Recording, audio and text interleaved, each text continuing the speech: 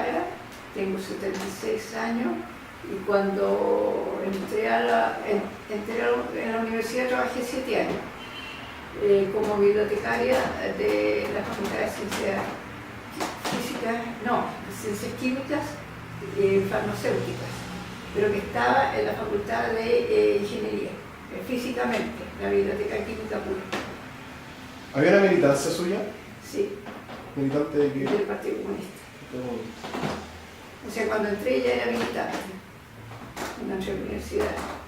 ¿Cuál fue, cómo vivió usted la reforma universitaria en la universidad? Claro, yo ya no era estudiante, ya había salido, porque la reforma fue como en el 68.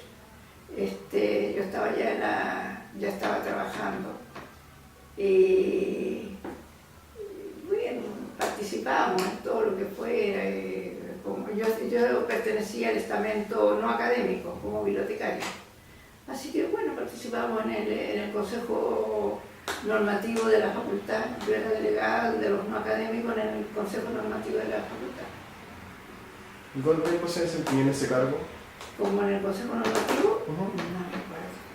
Desde que empezó, todo el tiempo, o sea, todo el tiempo que duró la cosa. Desde que se inició eso, fuimos elegidos por votación de nuestros pares y todo el tiempo estuve ahí. ¿Cómo se organizaron los no académicos para poder hacer un aporte a la reforma universitaria que estaba viendo la universidad? Teníamos nuestra organización, opinábamos en los consejos, pero no me acuerdo concretamente, no podría decirte en este momento. Era una ayuda. En algún momento fuimos al norte en química porque en Chuqui, por ejemplo, no había materiales porque los norteamericanos suspendieron todas las entregas, las importaciones de material químico, por ejemplo, de materiales de vidrio y todo eso, entonces reactivo no había. Entonces a mí me mandaron como delegada a Chuqui para averiguar todo esto y cuáles eran las falencias que ellos tenían allá, los químicos y todos los laboratorios de Chuquicamata en ese momento. Entonces nosotros hicimos un pedido así de todo lo que se necesitaba y yo volví a la facultad para que a través de la universidad se hiciera estas compras de estos insumos para mandarlos a Chuqui. Entonces hicimos todo ese mecanismo. Ahora, nunca supe si se pudo hacer o no, porque ya fue casi en ese tiempo, en los últimos meses. Pero había esa inquietud de realizar ese tipo de cosas. Bueno, y como nosotros participábamos en toda la cosa, había un comité local universitario, que era el Partido Comunista, tenía todas sus militantes entre los académicos, o sea, de los adultos, no académicos y no académicos.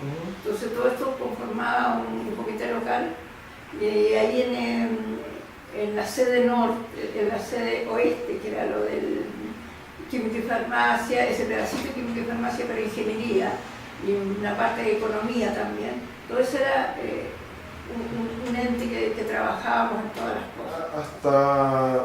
Hasta que fue detenida. ¿Usted fue detenida? No. Yo trabajé en la universidad el día 11, nos tomamos toda la manzana de ingeniería. Yo estuve a cargo del departamento de física, porque yo a donde trabajaba en Plaza Ercilla, ahí estaba la biblioteca, pero eso era geología, la parte de abajo. Entonces la gente de geología se tomó esa parte y ellos se dominaron el resto. Y a mí me mandaron a hacerme cargo del edificio de física, así que yo estuve ahí todo el rato.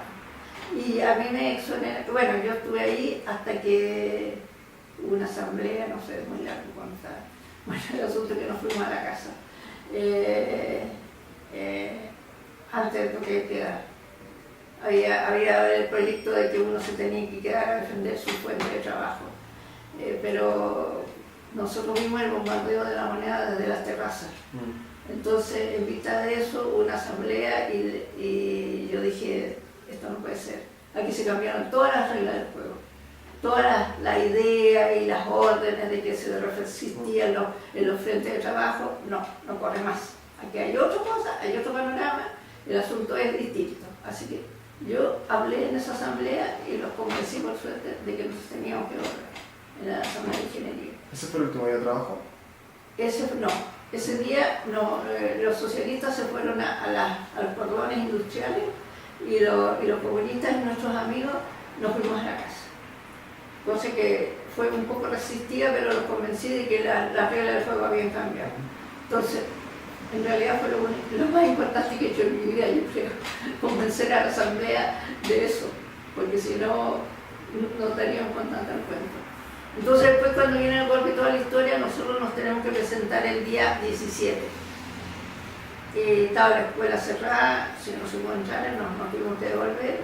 Y después a los pocos días, del 18, el 19 de la historia, volvemos a trabajar. Yo volví a trabajar a mi biblioteca, bien.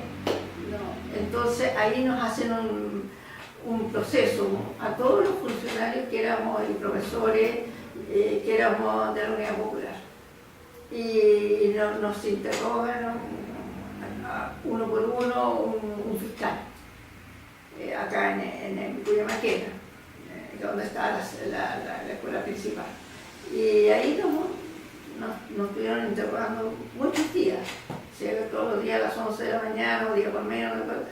Este señor, que era un abogado, se portó muy cortés, muy decente con todos nosotros. Tanto así que de mi escuela los únicos condenados, diremos, fuimos dos, que fue una niña que era una académica, una bioquímica y yo. Todos los demás no fueron, porque en el departamento psicoquímico, que era el rojo de la escuela, ellos demostraron que ellos se dedicaban a la ciencia y que tenían tantas publicaciones y que el laboratorio funcionaba fantástico y todo lo demás. No les pudieron comprobar que hacían otras cosas. En realidad las hacían. Hacían de todo, pero trabajaban como locos y era uno de los laboratorios más exitosos de la escuela, con sus publicaciones en el exterior y todo. Entonces ahí fue ese proceso. Pero bueno, a mí me dijeron que había sido sancionada y tenía que, sin goce de sueldo, por 3 meses, que me tenía, por 2 meses, algo así. Entonces, bueno, yo ni siquiera eso más. Pero después me llegó otra notificación de otro proceso. Porque el día del golpe, en el edificio donde yo trabajaba, habían unas bodegas de reactivos y se habían perdido esos restos. Hubo unos compadres que se entraron y se los sacaron. Pero yo no sé quiénes fueron, nunca supe que se habían robado, por supuesto, pero nada más. Entonces me citaron a investigaciones, a un interrogatorio. Entonces los compañeros del partido me dijeron que me asilaran, porque la gente entraba y no salía.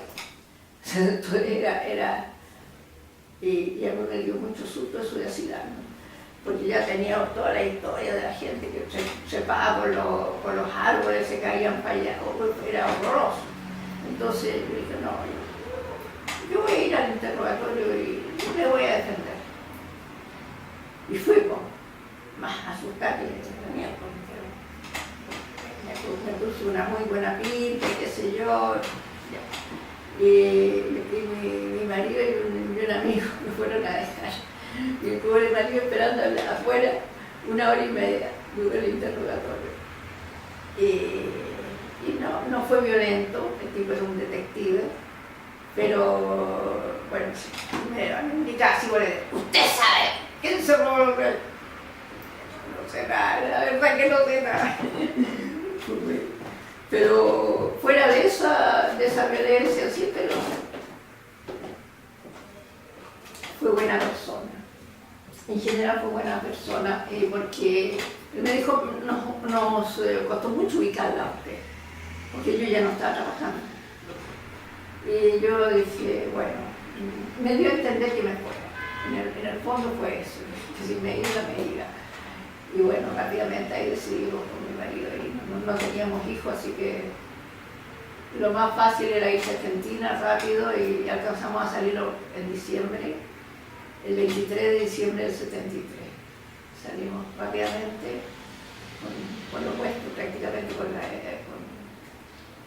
un par de maletas y la guitarra.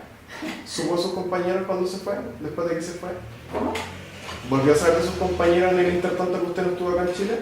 Claro, muchas noticias, pues imagínate de Argentina, llegaban miles de personas ahí, nosotros los recibíamos, había un comité de ayuda a los chilenos y nosotros participábamos en eso y ahí llegaba todo el mundo y nos juntábamos y todo. ¿Qué fue lo más difícil de irse fuera de Chile?